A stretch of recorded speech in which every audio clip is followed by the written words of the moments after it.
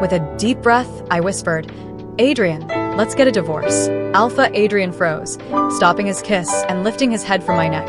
"Do you even know what you were saying?" I burst into tears and repeated, "Let's get a divorce." He frowned, boring, dismissively as he moved away and rose from the bed. "I'm not kidding," I said, pulling out the divorce papers. "I've already signed them." Adrian snatched them from my hand, barely glancing at them before tossing them aside. His hand shot to my throat, his grip tight. "You think you can do whatever you want? You're the one who set me up to marry you. It's only out of my mercy that I let it go and took in a wolfless orphan like you." "Yeah, a wolfless orphan I am." That's why he never believed me when I denied setting him up. That's why he never marked me. And that's why he's been humiliating me by fooling around with Linda for a whole year. I will leave the crystal blood path. I kept my head high, choking out. But as an afterthought, I decided to give him the last chance.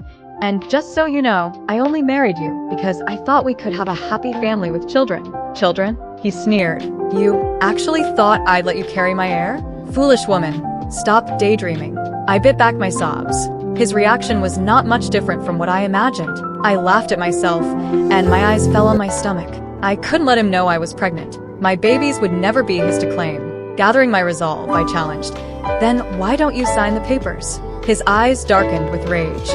"You think I won't?" He released me, signing his name with a dismissive flick of his hand as though he couldn't get rid of me fast enough. Tossing the papers aside, he then slammed a bank card at me.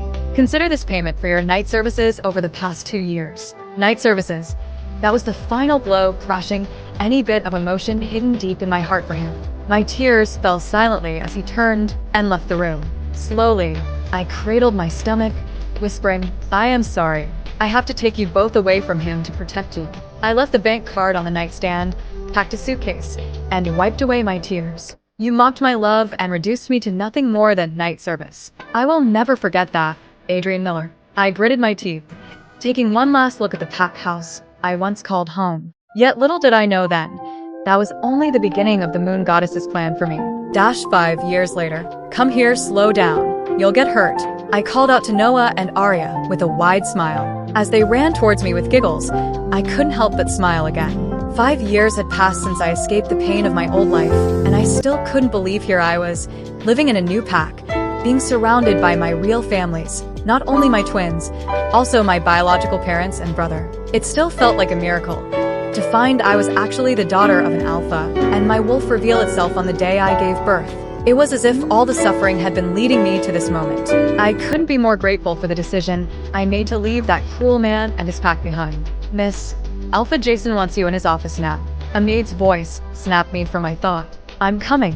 With each hand holding one of my sweethearts, we returned to the pack house. Jason was just hanging up a call when I arrived. He smiled. "Perfect timing, Natalie. There's something important I need to discuss with you. The Werewolf Council is hosting a big party in a few days, and you're invited. I'd like you to attend." "No, brother, I can't." Instantly, I refused him. I didn't want any chance of running into the one person I hated most. Jason smirked knowingly, his brow lifting. "Then you might miss meeting Dr. Max." "What a pity, Dr. Max." My heart skipped at the name. I'd always dreamed of becoming a healer, and learning from someone as skilled as him was a dream come true. "Fine, but only because of him."